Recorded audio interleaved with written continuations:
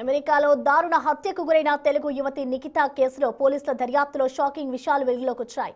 కేవలం అప్పుగా ఇచ్చిన డబ్బులు తిరిగి అడిగినందుకే నిఖితను నిందితుడు అర్జున్ శర్మ అత్యంత క్రూరంగా హత్య చేసినట్టు తెలుస్తోంది.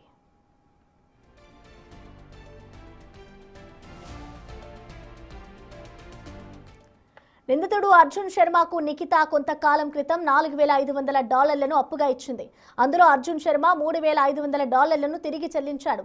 మిగిలిన $1,000 కోసం నిఖిత గత కొంతకాలంగా అతడిని అడుగుతోంది. ఈ క్రమంలోనే మిగిలిన డబ్బుల విషయంపై నిఖిత అర్జున్ మధ్య తీవ్ర వాగ్వాదం చోటు చేసుకుంది. ఈ గొడవ కాస్త ముదరడంతో ఆగ్రహానికి లోనైన అర్జున్ శర్మ నిఖితను హత్య చేసినట్టు తెలుస్తోంది.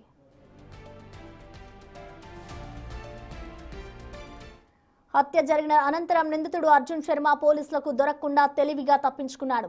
క్రైమ్ జరిగిన రోజే అతను అమెరికా నుంచి విమానంలో భారతదేశానికి పారిపోయి వచ్చినట్లు దర్యాప్తు సంస్థలు గుర్తించాయి.